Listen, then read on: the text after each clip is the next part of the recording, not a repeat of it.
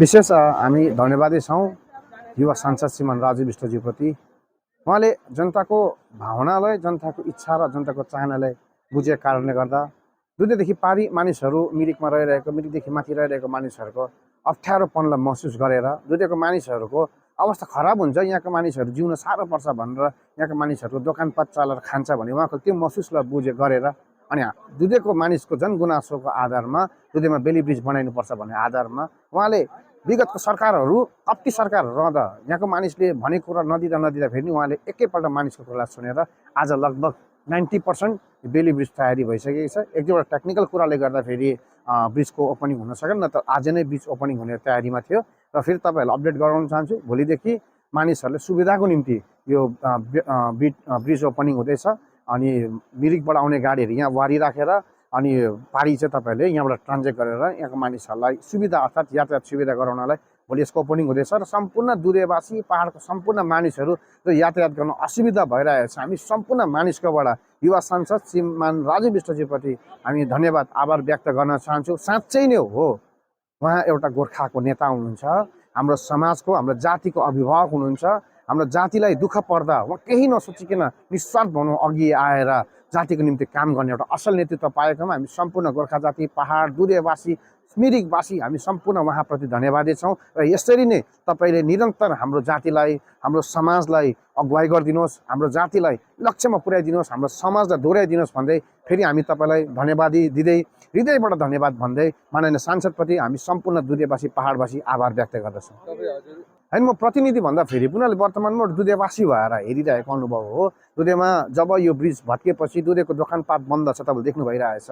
मानिसहरू गाडी घोडा चलेको छैन, कमाइ खाने माध्यम छैन, सानोबाट सानो दोकान पनि बन्द छ। किनभने गाडी घोडा आएन भने मान्छेले के खाने, घरको त घरमा खाइहाल्छ, बाहिरकोलाई चल्ने दोकानहरू ठप्प भएको अवस्था देख्दाखेरि पारीको मान्छेहरूले बिमारी हुँदाखेरि दबाई लिन नसकेको अवस्था देख्दाखेरि यो अवस्था आँखाले देखेको मैले दुःख अवस्थामा थियो, धेरै कष्ट भोगिरहेको अवस्था थियो। जो कष्टबाट मुक्ति गराउन लगभग 90% ब्रिजेसको तयारी भइसकिसकेको छ। भोलि दुईवटा रड डिसाइड लगाएर भोलिदेखि नै यसको ओपनिङ पनि हुने हामी सबैलाई जानकारी गराउन चाहन्छौँ। अनि यसको रोकथामको लागि दुई पक्षको पुलिस अधिकारीहरू यतापट्टि गाडी खरसाङ थानाबाट उतापट्टि मिरिक थानाबाट पुलिस निगरानी गरिरहेछ र आर्मीको पनि केही व्यक्तिहरू बस्नेवाला छ। र आज कसैले पनि यातायात नगरिदिनुहोस्, कसैले पनि जोर जबरजस्ती नगरिदिनुहोस्, किन हामी तपाईँलाई निवेदन गर्न चाहन्छु कोही पनि अहिले हतार नआइदिनुहोस् होला, किनभने अलिकति सुरक्षित भइसकेको छैन। यसलाई जुन उहाँको सपोर्टिङ दिनुपर्ने त्यसको केही प्रबन्ध आज मिल्न सकेको छैन। र भोलि चाहिँ 100% यसको ओपनिङ हुनेछ र भोलिदेखि समग्र जनताले भोगिरहेको कष्टबाट समस्याबाट जनता उन्मुक्ति हुनेछ। फेरि पनि हामी निस्वार्थ भावनामा जातिलाई माया गरेर समाजले चाहेको कुरालाई, जनताको भोइसलाई सुनेर जनताले चाहेको इच्छा र चाहनालाई आफ्नो चाहना सम्झेर जनताको दुःखलाई आफ्नो दुःख महसुस गरेर आएर हाम्रो समस्यालाई समाधान गरिदिनु भएकोमा युवा सांसद श्रीमान राजु विष्टज्यूप्रति हामी सम्पूर्ण पहाडवासी, दुधेवासी साथै मिरिक तथा हामी सम्पूर्ण यस क्षेत्रको वरिपरि क्षेत्रका मानिसहरू धन्यवादी छौँ। मिरिकका चालक सङ्गठनहरू हुनुहुन्छ है, उहाँलाई पनि अलिकति जानकारी गराइदिनुहोस् न तपाईँले। चालक वर्गलाई पनि हामी यही जानकारी गराउन चाहन्छौँ। तपाईँहरूले गाडी वारी यो गोकुल लज एरियादेखि यो एरियामा पार्किङ गरेर मान्छेलाई ट्रान्जिट गरेर तपाईँहरूको रिमेनिङ आदि मानिसहरूलाई यहाँदेखि ट्रान्जिट गराउने, जस्तो यहाँ ब्रिजको त्यहाँ डाँडामा पार्किङ हुनेछ सिलगढीबाट आउने गाडीहरूलाई, र मिरिकबाट आउने गाडीहरू चाहिँ गोकुल लजदेखि त्यो पारी एरियामा पार्किङ गराइनेछ।